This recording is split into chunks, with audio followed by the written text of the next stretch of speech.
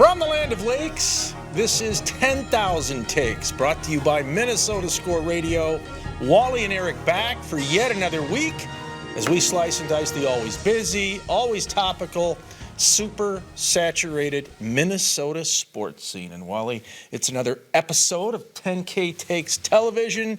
And once again, the dominant topic is the purple. The Minnesota Vikings trying to rebound from a loss in downtown Motown to the suddenly frisky Lions. Yes, wow. The Lions are playing as good as anybody right now. I mean, you can make that argument, but you could also make the argument that the Vikings defense is as bad as anybody's and that the Vikings coaching staff had a rough day last Sunday. I mean, Kevin O'Connell, what in the world was he thinking? I know you're going to give him a pass on a couple of the things I'm going to mention, but I'll bring up the one I know you agree with. Going for 2 points in the third quarter in a game where you'd be down by 7 if you just kick it. Yeah, in coach speak, the card would not tell you to go for 2 then, right? They always say the card tells me to do this. All you do is kick the extra point, make it a 7-point game, because they were chasing points the rest of their game. They were like a dog chasing its tail. So that's the one I was perplexed by it. Yeah, and coaches will tell you, you don't go for 2 until you have to. Exactly. And if you want to wait till the very end and go for 2 and say, hey, we're not playing for a tie, we're going to go for a win right here, that's different. Well, I love that MO. Because sometimes that's your best chance to win. You get to overtime, you may not see the ball. But you do it in the third quarter? Now you're down by 8. You have to go for 2 the next time if in fact that occasion arises. All right, so I completely disagree with that. The flipping jump pass, give the ball to Dalvin Cook, run the ball. And not only was the play call itself odd, but if you hand the ball off a couple of times, you run more clock or you force Detroit to use the rest of their timeouts, because Detroit was trying to conserve some time so they get the football back. And they did get it back, obviously. So I don't understand that call at all. I think you hand it to Dalvin or you give it to our guy Alexander Madison. You try it twice, and then on third down, if you want to pass the football, how about throwing a jump ball to Justin Jefferson? Rumor has it he's pretty good. Well, and that was a gamble that he rolled the dice. It didn't pay off. And not only did it not pay off, but the Lions got the ball. The Vikings, at the minimum, are probably getting 3 there. Right. Maybe 7 or 8, knowing KOC going for the deuce. But so they did not get points. Detroit went down. Now the Lions missed a field goal, but it was a huge momentum swing. And I think for Detroit, that was the turnover of the game that they knew going into the locker room, hey, we can win this thing. So, look, the Lions, as you said, this is a pretty good football team. Right. Jared Goff is playing excellent right now at quarterback, and they have weapons. I mean, they have a lot of go-to guys. So the Lions are going to try to make a playoff run. You'd be a weapon against that Viking defense these days, man. I can run a 10-yard hook. Yeah. Well, that'd be good enough because they play. The Vikings are in this cover 11. They drop Tampa 4. They drop all 11 guys back, and they just let it happen in front of them. Except, of course, when the Lions decided to go deep. And one of those deep shots was right in the first quarter on their second possession. Vikings go for it on 4th down and like 2 or 3 from their own 41. They don't get it. 1-2 plays later, they throw that bomb. That play was texted in by P.J. Fleck. That's his strategy, right? Or even Dan Campbell, the Lions coach, has this MO of going for a lot of 4th down tries. But again, it's the wrong call when it doesn't work. Well, that's how I break it down. But sometimes you're allowed to, take a chance. It backfired, though. To your point, it did backfire. But you got to be able to cover guys that are running streaks or go routes down the sideline. I mean, where's your coverage? It was non-existent. They've had 5 straight games of giving up 400 or more yards to defense. They've been getting gashed. Yeah, you can't do that. And here's the thing. Punt the ball when you're supposed to punt the ball. Kick the extra point when you're supposed to kick the extra point. Hand the ball off when you're supposed to hand the ball off. I mean, I think that those are 3 decisions that ended up costing him the football So said game. The adopted son of Woody Hayes. But no, I think in this case you're right. I'll take it. The Lions. Woody won a lot of football games. He did. He also threw a punch. Well, yeah. And got him kicked out of coaching. Couldn't blame him. he was upset. Hit the Clemson guy, if I remember. Oh, boy, yeah, you're right. That was unbelievable. But no, obviously the Vikings are still going to win the division. They're not going to lose their last 4 games. So is this week a T-shirt and cap game again? I would stow that concept too until you actually win. Well, and not only that, but you're not playing for a hat that says NFC North champion. Boy, that's You're for sure. playing for a cap and a shirt that says you won Super Bowl 57. You want the confetti in your hair. So stop talking about winning this division. That's just a stepping stone to what your ultimate goal is, winning a title. And I just, hey, celebrate if you win it. It's a heck of an achievement in the NFL. It's hard to win in this league. But don't throw it out there front and center. All right. One thing that did not go in the Vikings' favor that should have was the long pass play in the 4th quarter to our guy Justin Jefferson. He makes a nice catch, comes back for the football, and then tiptoes down the sideline and missed tackles, and he gets into the end zone, and the referees blow it dead, say he stepped out of bounds. Now, why is that not reviewable? I don't understand that. He didn't clearly not step out of bounds, but if you look at the replay, he's not out of bounds. The whistle is what makes it non-reviewable. Once that whistle blows, then it's a moot point. I've seen some calls in previous years where you knew it was a touchdown, but the whistle blew, and they brought everything back. So it was an unfortunate break for Minnesota. Might have been the play that got him right back in the thick of things against Detroit. But, yeah, the referees need to learn, don't blow that thing until you have to. Every coach tells their players, right, play until you hear the whistle. Right. That's the message that you get as a football player. So now they got to regroup and get ready for the horseshoes. The Indianapolis Colts are coming to the House of Noise. Peyton Manning still their quarterback? No, it's Matty Ice. Matty Ice. But they do have Jonathan Taylor, who's an excellent running back, former Wisconsin Badger. Yeah. Jeff Saturday will coach on a Saturday. Well, Jonathan Taylor loves playing against the Vikings. He ate them up 4 years ago. He did. The Colts have won the last couple games against Minnesota. One was down at Lucas Oil. Another was in Minneapolis. I'm sure the Colts, who had a bye last week, they're going to come in well-rested and hoping to deny the Vikings another T-shirt and cap celebration. Vikings on a short week. And the Are they on a short leash? Oh, well, no, they're going to win the division, man. They got 4 games to win one. They'll win one. Plus, one of those games is against the Bears, for God's sakes. They cannot lose all 4. That's not it. They better not. No. If they were to blow this division, wow. Yeah, that won't happen. All right, well, a lot more coming up. We're going to talk Bad Boy Mowers Pinstripe Bowl with Minnesota Gophers legend Darrell Thompson. This is 10K Takes, your purple ticket. I've been meaning to give you these for many years. I think they're perfect.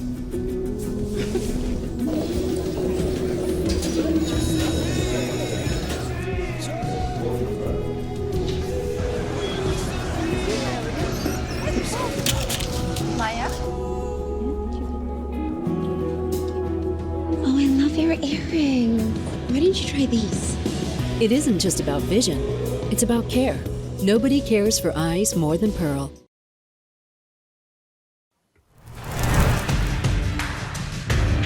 $10,000 takes, Wally and Eric, as we continue along and go for football. Topic 1 here in segment number 2. And the Gophers have some time off before they play their bowl game. It is the Pinstripe Bowl, and that'll be played in New York City at Yankee Stadium. And joining us now is Darrell Thompson, the former Gopher great. And, of course, he works on the radio broadcast and has for a number of years. Darrell, the time off, and I was just thinking about that the other day, this long time off between games is basically about a month. How does that come into play? And is there some advantages to it? I mean, the disadvantage is obviously you lose what you had on a regular weekly basis doing what you normally do. But what are some of the advantages potentially of having this time off? Well, the majority of it's all advantages because you get the time to practice, you get the time to heal, and you get to work on time, and you get to put some new wrinkles in. So I think that's why the bowl games are exciting. You get to offensive coordinators get to put some wrinkles in. Defensive coordinators get to put some wrinkles in. You get a chance for for example, your quarterback to get healthy, obviously Muhammad Ibrahim to get healthier, some guys that got knocked around the secondary. So, I mean, I think it's a a time for people to get healthy, put some wrinkles in, and you get time for your young guys to get some practice as well, maybe a few more reps. So it's you're starting to get ready for next year. You're healing up a little bit, and you get to put some wrinkles in for the bowl game. So it's pretty much, I'd say it's good all the way around. The young quarterback, Ethan Kaliakmanis, I just call him AK, but did he grow up in front of our very eyes in Madison in late November when they rallied to beat Wisconsin at a hostile Camp Randall? I think he did. I think he showed what he could do, his medal at Penn State. And then, Morgan came back and played some. And now since he's had this opportunity, it really feels like to me, in particular, you're right, Eric, that game at Madison was where we saw him really get loose, really show what he could do, and really fire that ball into that challenging cold wind at Camp Randall and bring home a victory. Do you expect to see Ethan, or do you expect to see Tanner Morgan in this bowl game? What's your prediction?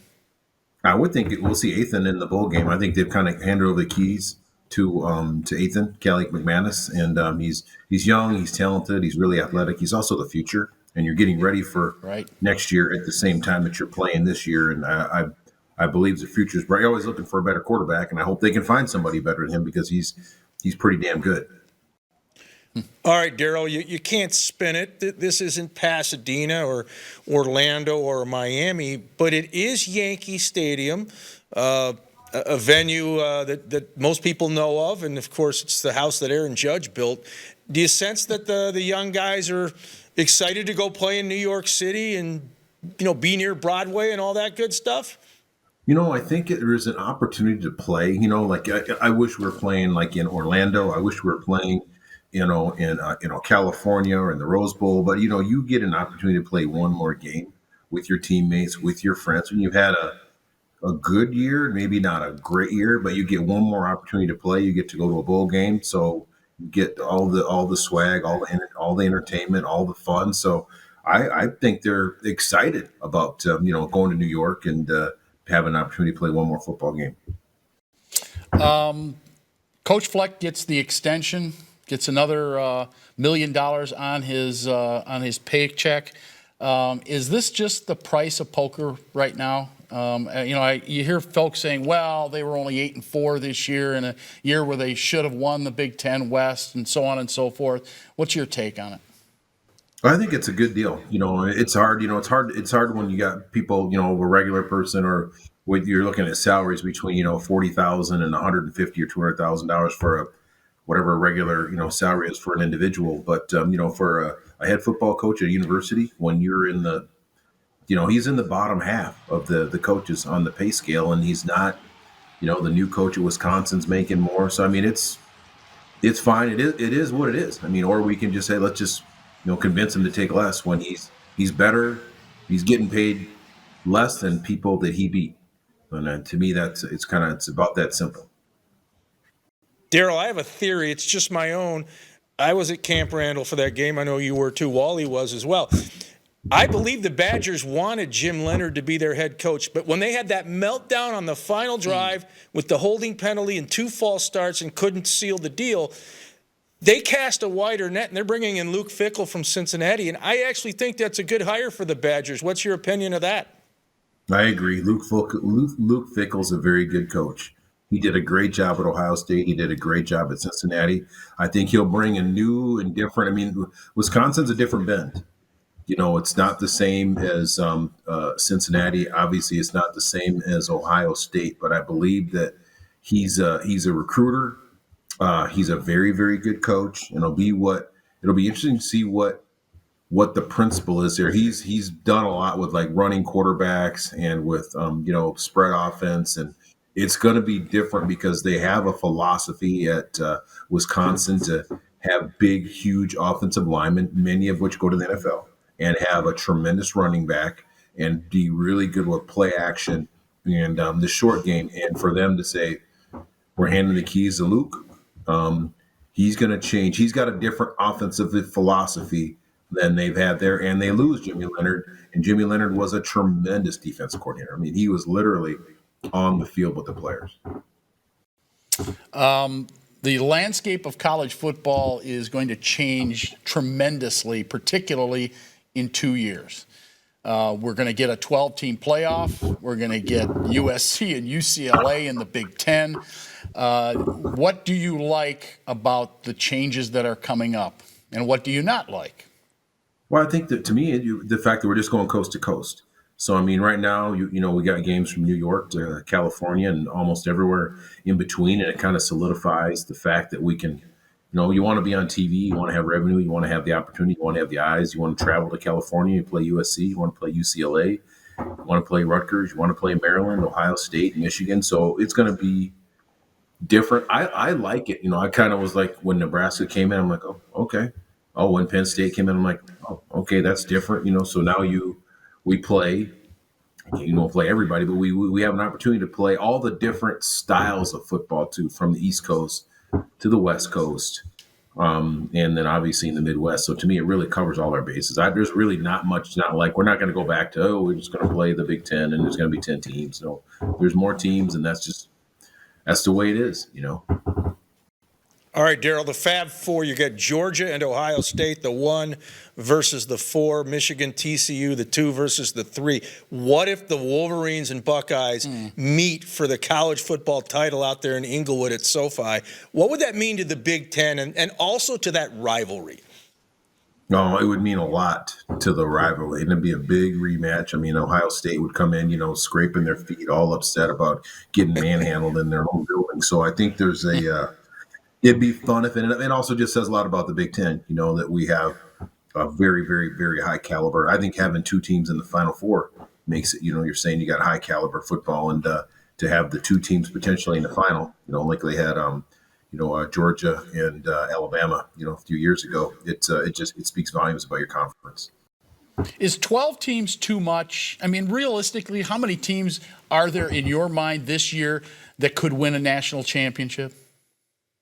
Be a little bit too much, but also just kind of makes it fun. It's probably about as close as you can get to March Madness with football. You can't play by March Madness. You can play 2 basketball games, almost back to back, and you can't play football games like that. So this makes it where it's, excuse me, big enough where you can. No one's going to be left out. Like, oh, what about what about Alabama right now? Like, what about LSU right now? What about Cincinnati right now? So you're like, okay, This pretty much gets rid of all the what about teams, because you don't got 4, you got 12, and that would encompass pretty much everyone. All right, well, we shall see. Final 4 coming up, and in 2 years we'll have a Final 12. Thanks, Darrell. Appreciate your time. Thank you, guys. Thank Take you. care. All right. He is Darrell Thompson, the former Gopher great, current Gopher broadcaster, right here on 10,000 Takes. Stay with us. I've been meaning to give you these for many years. I think they're perfect.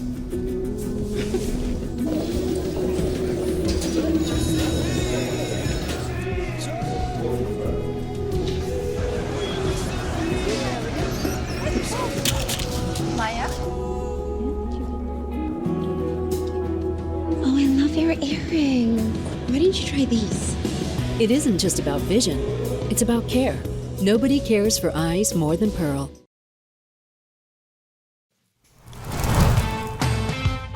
10,000 Takes rolls along. We're getting closer to spring. I feel spring in the air. Boy, I wish. Yeah, not really.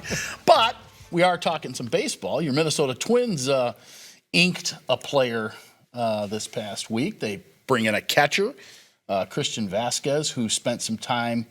Well, he spent most of his time this past season with the Boston Red Sox, but then he ended up getting traded to Houston, so he's got a World Series title. Yeah, he's a champion. Yeah, well, that's a good thing. Well, obviously, with the departure of Gary Sanchez, they had to do something. Vasquez hit about 280 last season for Boston/Houston. He's a pretty good addition. I think he's going to get $30 million for 3 years, so the Twins are writing him a pretty good-sized check. I hope that he's their primary catcher, or that he earns the job down in the Grapefruit League in Florida, or if it's Ryan Jeffers, so be it. But I get the feeling that they're going to platoon the 2. And I just don't think you can get into a groove if you're not the everyday person behind the plate. I mean, we've talked to Tim Laudner before, former World Series champion with the Twins, now part of their broadcast team. And he likes the idea of a guy catching 4 to 5 days a week, taking one day off, maybe DHing as well, i.e. Salvador Perez down in Kansas City, an excellent backstop. And I agree with him. I think catchers are built to go the long haul. They're usually sturdy, tough guys, right? But I don't think that's the way the Twins are going to let it go. They're going to want to put Christian in a nap room once in a while, or put him in some bubble wrap and make sure that he doesn't play too much. Well, whatever the computer tells them to exactly. do, that's what they're going to do. The computer says that Twins Fest is back this year, kind of, sort of. I mean, they've changed the MO a little bit. You're going to get 1 day of what we're used to at Target Field. Now, mind you, I don't think they're ever going back to the indoor stadium concept, where they were at the Metrodome for years. I thought it was great. I mean, that was one of my favorite things of the entire winter was Twins Fest, because you felt like spring was right around the corner. But now they're going to do one night at a hotel next to Target Field. I don't know what they're doing. That's the big buck night. You got to shell out some big bucks to go to that thing. Then the autograph type deal where you can walk around at Target Field indoors. That's on Saturday. So it's not what it used to be. I don't think it'll ever be what it used to be unless they get it to the big venue. Maybe get it to U.S. Bank Stadium somehow. Absolutely, or at least Target Field. I mean, the Metrodome was the perfect spot for Twins Fest. I didn't like watching baseball in there or football, but I could sure handle Twins Fest or NCAA basketball games when they came to Minneapolis, because you had the huge footprint. Everything was right there on the field, and you could just walk in a big circle and peruse. There were plenty of souvenirs and memorabilia you could check out on. There were ball players and coaches and managers there. And then you'd have like a big wiffle ball field the kids could play on. My kids loved playing on that thing. And it was easy peasy, drive up, park, go in, and as you said, gets you out of a January frigid Minnesota winter-like day, and you can start thinking baseball. This is different now. There are some good things about it, but they really need to go to U.S. Bank Stadium. The problem is the Twins would have to pay rent to go there, as opposed to when it was at the Dome, they did not have to. They have to pay rent to go to the People's Stadium, exactly. Which we just keep paying for, which is silly. Over. I mean, the governor should step in. Twins Fest should be for the people. Well, take it out of that surplus. As long as the money goes to the community fund, which it does. The Twins, any money they raise, usually goes to the Twins community fund. I think that they should. I mean, U.S. Bank Stadium. All the papers are saying now that it's going to be paid off way ahead of time, right? Way ahead of time. Like 15 years ahead of time, this thing's going to be paid off. So let's open it up more to the People's Stadium. You can't rollerblade in there without... Open up the pivoting doors and let everybody in and have a big party. Yeah, all right. One other quick note before we take a break. Your Minnesota Timberwolves... boy, up and down, they're like a middle-of-the-pack, if-best team right now. Yeah, they're not really doing a lot to win over the fan base. There's not a lot of wow factor with the T-Wolves. The only good news is there's a logjam in the West. So as mediocre as they've been, they're not that far away from, let alone the 10 seed, but even the 4 or 5 seed. Right. So if they get on a hot streak and figure things out, they can make some hay. But I don't know, man. I'm not buying this. I'm not drinking the Timberwolves Kool-Aid. That trade to me is a boondoggle, as you called it last week. Yeah. I agree with both you and me. All right, let's take a break. When we come back, takes of the day right here on 10,000 Takes, your Twins ticket. I've been meaning to give you these for many years. I think they're perfect.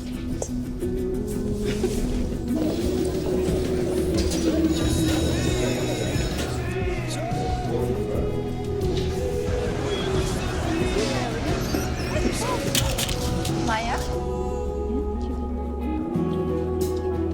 Oh, I love your earring.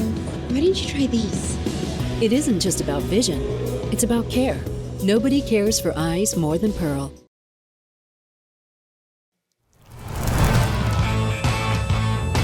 10K Takes, final segment of today's show. Another episode almost in the books. We'll have takes of the day coming up soon. But before we do that, there was a Friday celebration at MOA, that would be Mall of America, which used to be Met Stadium in Bloomington, Minnesota. Now, the Met put Minnesota on the map in many ways because the Twins, Vikings, and North Stars played there. And now MOA does a pretty good job luring in people from all around the globe. But the miracle at the Met, 42 years ago, Tommy Kramer heaves one to the heavens, and Ahmad Rashad comes down with it. And the Minnesota Vikings win an unlikely division title at the expense of your Cleveland Browns. Yeah.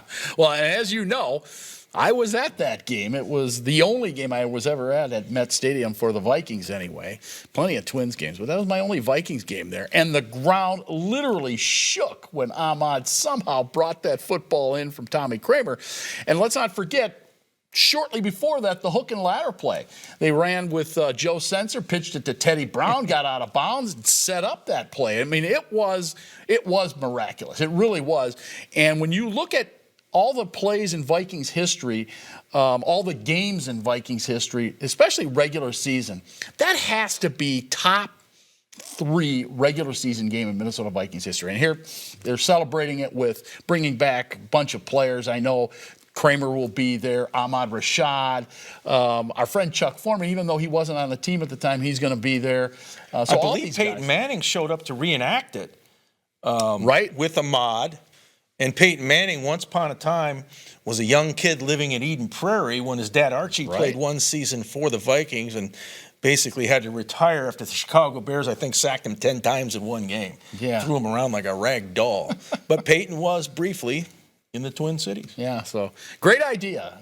The concept of reliving it, although as a Cleveland Browns fan, I'm not sure I want to relive that one again. No, that's a bad day. That's another chapter in the long and storied and very sad history of the Cleveland Browns. Yeah, well, especially the recent history. Yeah, no doubt. All right, takes of the day. Are you a demanding diva, cranky Yankee, happy camper? What is it? Well, as you know, your 2 teams of choice, the Minnesota Vikings and the Minnesota Timberwolves, haven't played very good defense lately. The Vikings with, 5 straight games giving up 400-plus yards. The Minnesota Timberwolves giving up a slew of threes to Portland and whoever else they seem to play lately. As a matter of fact, I saw the rankings that came out, the power rankings for each league. Your Timberwolves ranked 19th or 20th, depending on which ranking you look at. The Minnesota Vikings at 10-3, ranked number 9. They got the second best record in the NFL, and they're ranked 9th. What does that tell you? It tells you better play better defense. Stop giving up so much yardage. Stop giving up everything. And when you're trying to play defense as a Minnesota Timberwolves, get out on your guy. It's a new concept. Play defense. I'm not sure if your guy Ed Donatell is going to have a job much longer if your Minnesota Vikings don't start giving up less than 400 yards in a game. They got to clean some things up. Mood Meter says you're a demanding diva. Clearly. So there you go. All right, well, my take of the day, hey, 'tis the season to go bowling. Right. The college football bowl bonanza began on Friday. And there's 43 games in all, but end of 2022, beginning of 2023. Oh, boy. And I've come up with 5 of my favorite bowl games based on their silly names. How about the Lending Tree Bowl in Mobile, Alabama? My goodness. The famous Idaho Potato Bowl in Boise on the blue rug. French fries, anybody? The Gasparilla Bowl in Tampa.